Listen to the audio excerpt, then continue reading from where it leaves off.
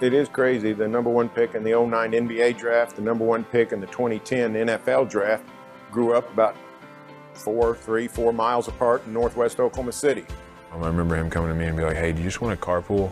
I was like, "Yeah, sure." So we would get in the car and just talk about whatever. We would do impersonations of teammates and just crack jokes the whole time. The thing I remember most is those car rides and his impersonations, and he is absolutely hilarious. He's probably one of the funniest guys that I've ever met, and it was so much fun getting to do that. One thing I always remember, after practice, we stopped at this gas station and got a Snickers ice cream bar and a Gatorade, and the guy undercharged us for it the first time, so every time we went back he was just whatever, it's $1. And we were so psyched about saving $2 on a ice cream bar and Gatorade.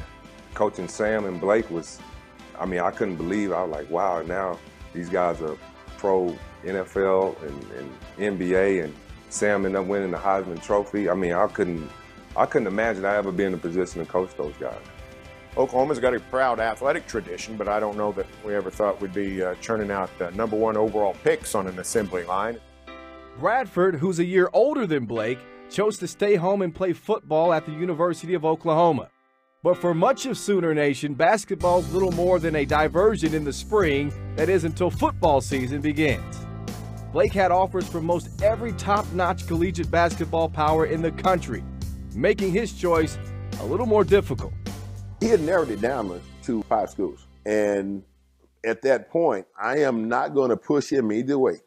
I don't want to be the factor that you go to, let's say, school X. You go to school X, and it's because I kept pushing you there. And you get there and you're unhappy. I don't want that situation.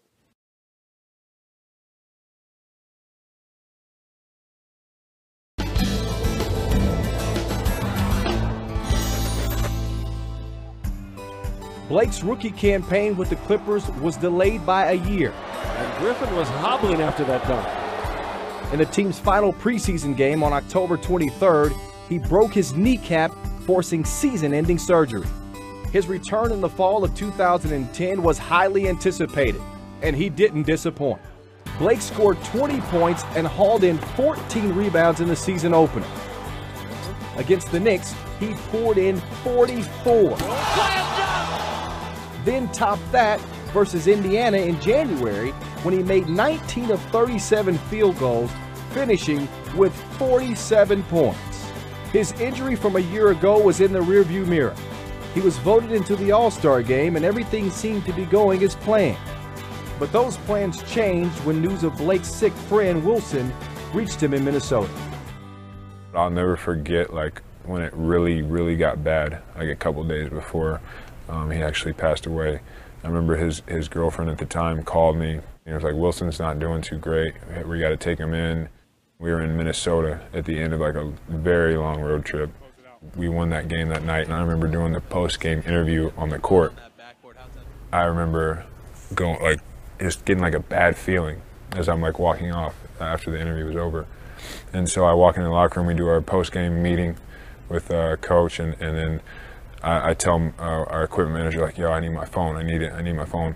So he grabs it, gives it to me, and I have missed call, all from Justin, my mom, certain people. My mom calls me back, and I just remember her going, saying, "I'm sorry," and I lost it.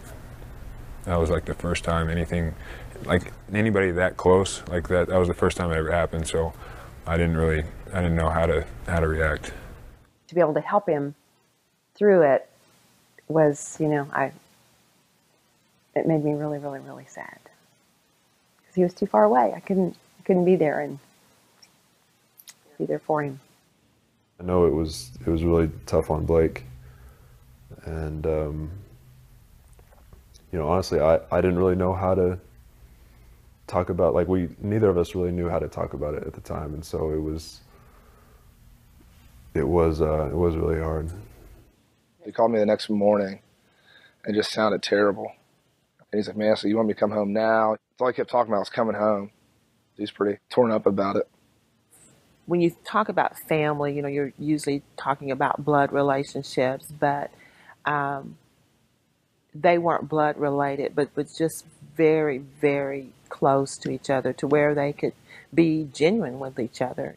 Just a genuine bond. It's understandable why it would be hard on Blake. Blake knows we lost a good guy.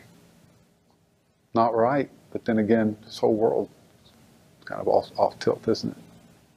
We knew that we wanted Blake to be there at the services. And so we, purposely scheduled the services so that Blake could be there.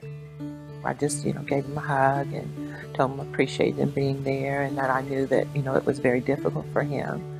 But I often wonder, if he really was given the proper, time to grieve, because he couldn't do it privately. He had to do it out, in the public.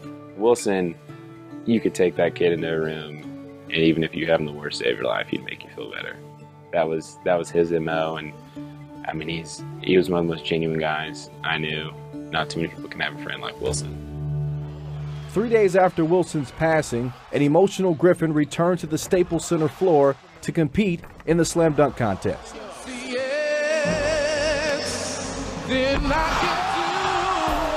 By dedicating the win to Wilson, Blake began the healing process.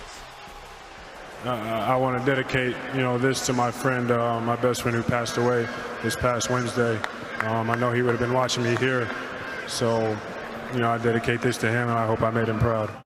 I mean, it was like something that was kind of like, it's like the least I can do. I didn't really know what else to, do, how else to like approach that.